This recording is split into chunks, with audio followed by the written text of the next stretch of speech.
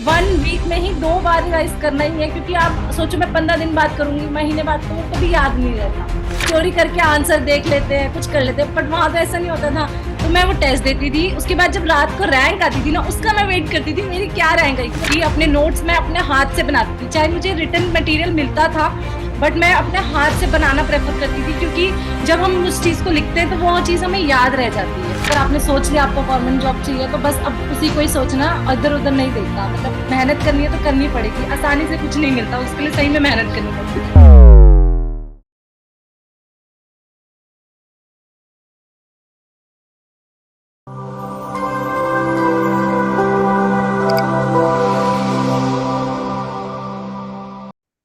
नमस्कार। एक बार फिर से आप सभी साथियों का हार्दिक स्वागत और अभिनंदन टीएनसी के इस ऑनलाइन प्लेटफॉर्म में। और आज हमारे साथ है एक बहुत ही शानदार रैंकर्स, जिन्होंने लिए बहुत ही शानदार सफलता और एक बहुत ही बड़ा अचीवमेंट।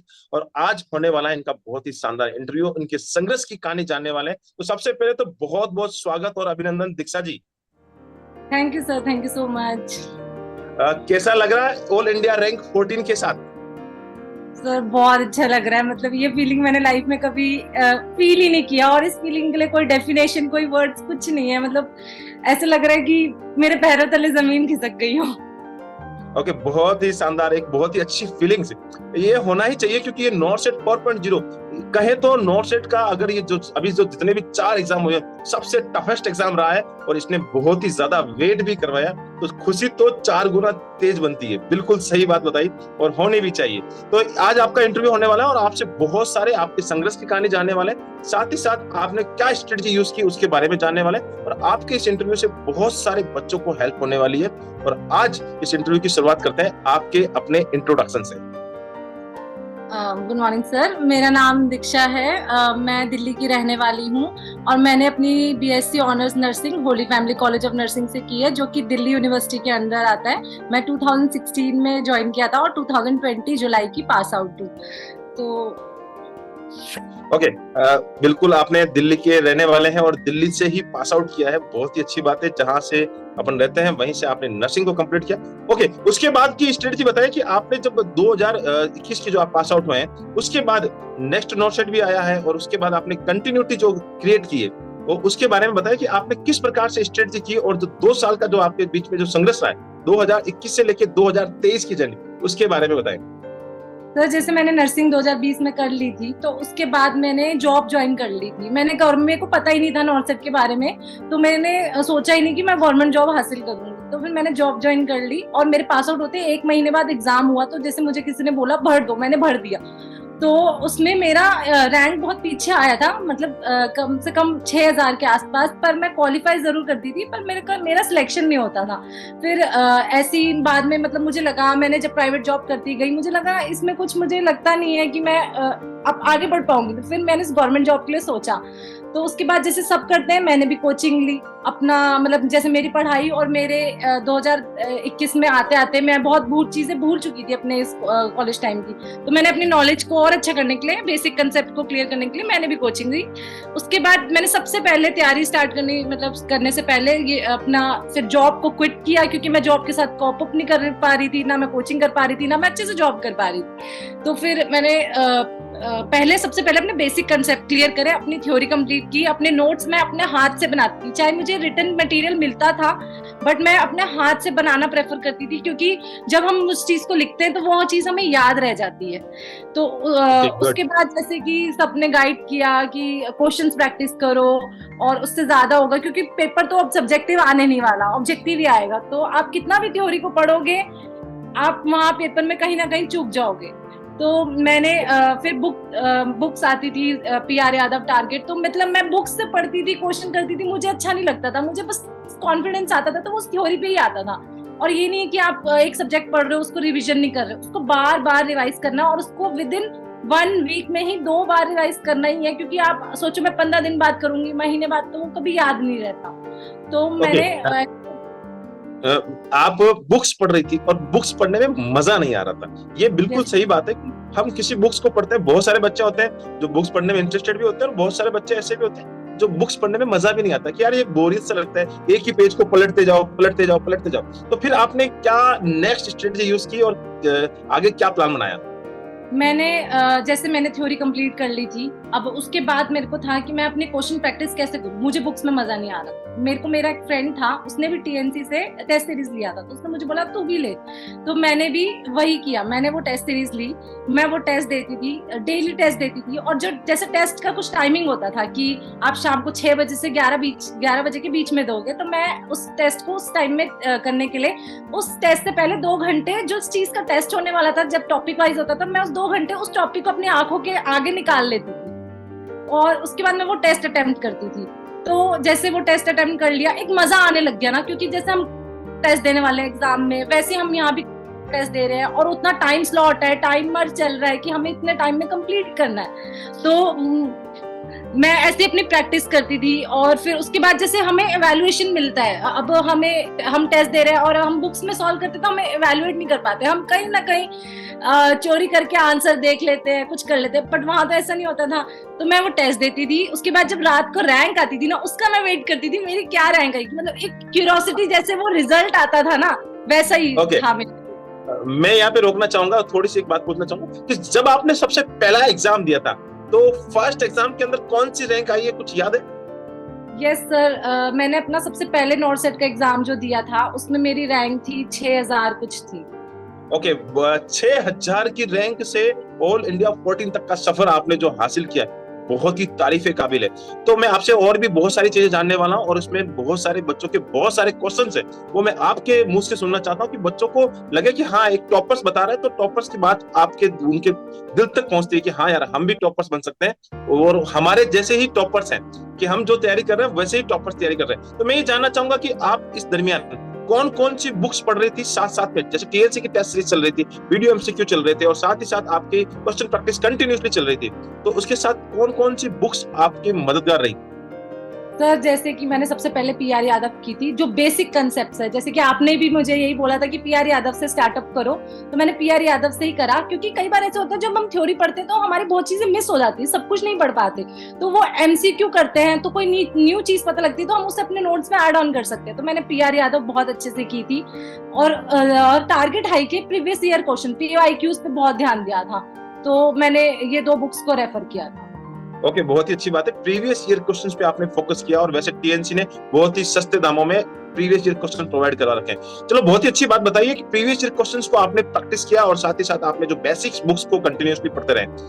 बहुत बार ऐसा होता है कि बहुत सारे बच्चे लगातार एग्जाम देते हैं, कई बार आपकी भी टीएनसी के अंदर बहुत पीछे में रैंक आई होगी, तो उस समय ऐसा लगता था कि यार अब तो नहीं हो पाएगा, यार इतने बच्चों के अंदर मेरी रैंक कितनी पीछे आ रही है। तो मुझे एक हताशा भरी जो आपको मिलती है कि हाँ यार, इस बार क्या हो रहा है, मैं इतना पढ़ रहा हूँ, इतनी मेहनत भी कर रहा हूँ, फिर भी मेरी रैंक इतनी पीछे आ जा रही है, उस समय अपने आप को कैसे संभालते थे?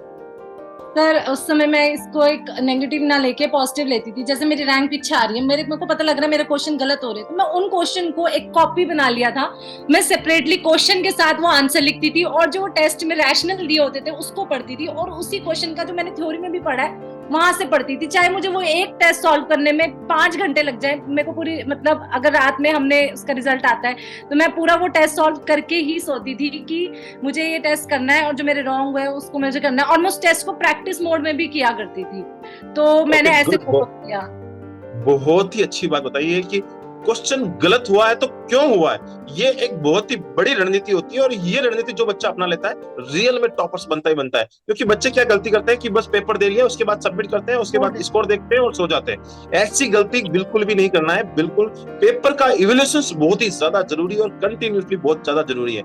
मैं आपसे ये जानना चाहूंगा कि जब आप एग्जाम हॉल में भी गए होंगे, जैसे आप टीएनसी के रोजाना पेपर देते थे, आपकी रैंक आती थी, वैसे के वैसे आप इस बार नॉर्सेट 4.0 का पेपर हुआ और बहुत बच्चों के रिव्यू है और बिल्कुल भी क्लियर भी दिख रहा है कि बहुत बच्चे कम सेलेक्ट हुए हैं और इस बार बहुत ही आंकड़ा बहुत ही टफेस्ट रहा है। क्या आपको भी ऐसा लग रहा था और एक एंजाइटी फीलिंग आ रही थी कि पेपर बहुत ज्यादा टफ आ गया है?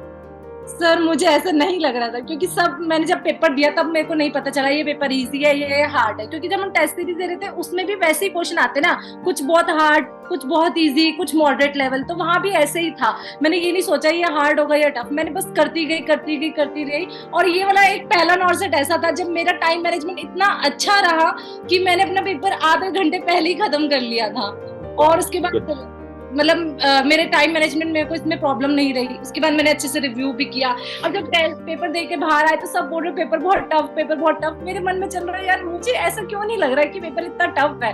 तो पता नहीं, फिर मैंने उनकी हाँ में हाँ मिलाने के लिए बोल दिया पेपर टफ है।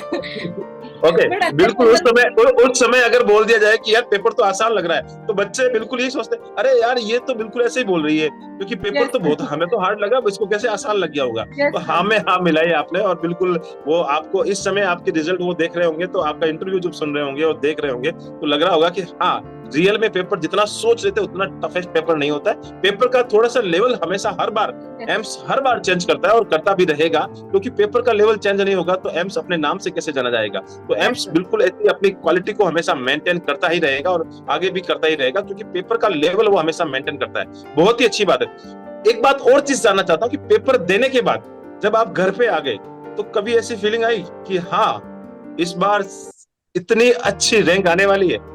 नहीं सर, बिल्कुल भी नहीं। मैं जब पेपर दिया, मैं घर आई, मैं क्वेश्चन सब बताते हैं ना, इस क्वेश्चन का ये आंसर यूट्यूब पर, तो मैं चाहती थी मैं वो ना देखूं, फिर भी मैंने वो ना चाहते हुए देखे, और मेरे तो इतने क्वेश्चन गलत हो गए कि मैंने तो बोल दिया अब मेरा नहीं होने वाला है, तो छोड़ दो, मतलब उम्मीद करनी भी बेकार है। तो मैंने नहीं, मतलब मैंने फिर वो थोड़े से क्वेश्चन देके वो छोड़ दिए। फिर भी मैं अपने मन को तसल्ली देती थी कि नहीं मेरा मतलब अगर सब बोल रहे पेपर टफ है, भाई नहीं होने वाला है किसी का, हमारा नहीं होगा, हमारा नहीं। मैंने कहा अगर किसी का नहीं होगा तो किसका होगा, शायद मेरा तो होगा ही होगा। तो मैं ऐसे भी सोचती थी।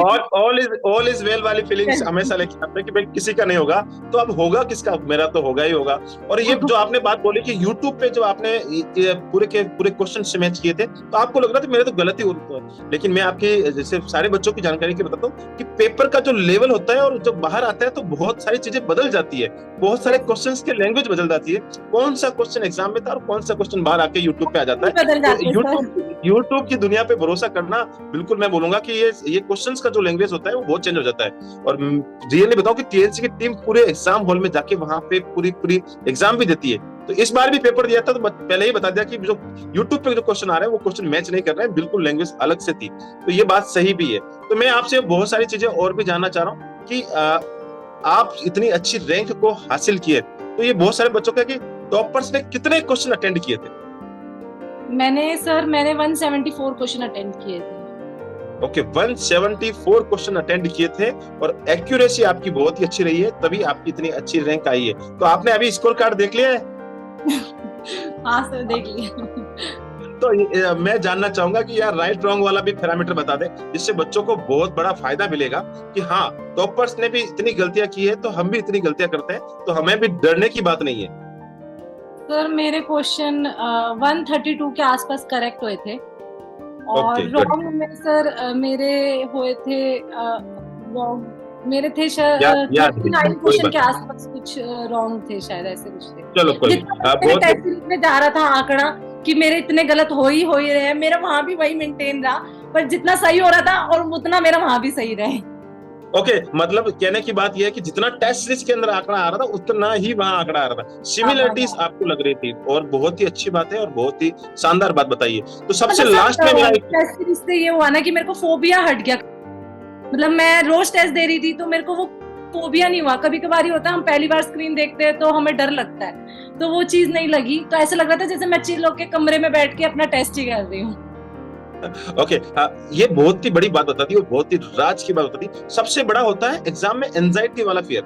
जो एंजाइटी होती है उससे क्वेश्चन आते हुए भी गलत हो जाते हैं और इजी क्वेश्चन गलत हो जाते हैं। जब हम हमेशा रोजाना प्रैक्टिस करते हैं, रोजाना पेपर देते हैं, रोजाना उस स्ट्रेस को झेलते हैं कि यार आज मेरी रैंक इतनी आई, आज मेरी रैंक इतनी आई, मैंने ये किया, मैंने वो किया, मेरी यहाँ पे गलती हो गई, यहाँ पे सिली मिस्टेक्स हो गई, तो ये धीरे धीरे कॉप अप होते एग्जाम हॉल में जाते बिल्कुल भी रिलैक्स होके जाते हैं कि हाँ अब तो टेस्ट सीरीज देखे आना है। और वैसा ही आपने किया और बहुत ही अच्छी रैंक को हासिल किया। तो सबसे लास्ट में मेरा सवाल आपसे है कि आपने इतनी अच्छी रैंक को हासिल किया, इस स्कोर को भी आगे जो आने वाले फ्यूचर नर्सिंग ऑफिसर्स हैं इस रिकॉर्ड को तोड़ पाए, उसके लिए आप उनको क्या सलाह देंगे कि वो किस प्रकार से मेहनत करें, किस प्रकार से अपनी तैयारी करें, साथ ही साथ किस प्रकार से वो टीएनसी के साथ आगे बढ़े?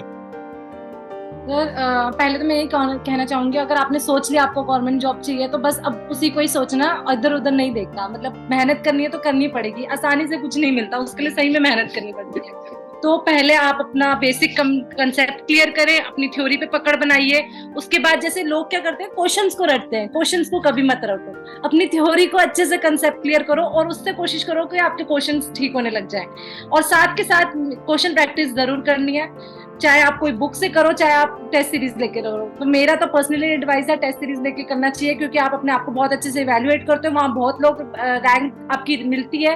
और ये नहीं कि कुछ 100 या 200 लोगों से रैंक मिलेगी, और ऑल इंडिया में भी बहुत बच्चे बैठते हो, तो उस टेस्ट सीरीज में भी बहुत होता है। तो आप अपने आप को इवैल्यूएट बहुत अच्छे से कर सकते हो। कंसिस्टेंसी अपनी पढ़ाई में मेंटेन करनी है, ब्रेक नहीं लाना, और practice practice practice practice revision, और कोई इसका सोल्यूशन नहीं है। ओके गुड, बहुत ही अच्छी बात, और आपने बहुत ही शानदार बात बताई है कि भैया टॉपर्स बनना है तो बस एक ही सॉल्यूशन है, प्रैक्टिस प्रैक्टिस और प्रैक्टिस। बस कंटिन्यूअसली आप प्रैक्टिस करोगे, जितनी ज्यादा प्रैक्टिस होगी उतना अच्छा स्कोर आपका बनेगा। तो बहुत ही अच्छा इंटरव्यू और बहुत ही अच्छे सजेशंस आपने इन बच्चों के लिए दिए हैं कि आने वाले फ्यूचर नर्सिंग ऑफिसर्स आपके सजेशंस को फॉलो करेंगे और आपसे भी अच्छी रैंक लाने की कोशिश करेंगे। तो बहुत ही अच्छा इंटरव्यू, और इस इंटरव्यू को अटेंड करने के लिए बहुत बहुत धन्यवाद। आप हमेशा अपने माता पिता का नाम, अपने इंस्टीट्यूट का नाम और जिस धरती से आते हैं उस धरती का नाम और साथ ही साथ टीएनसी का नाम रोशन करते रहे। जय हिंद, जय भारत, वंदे मातरम। Thank you so much. Thank you sir, thank you so much.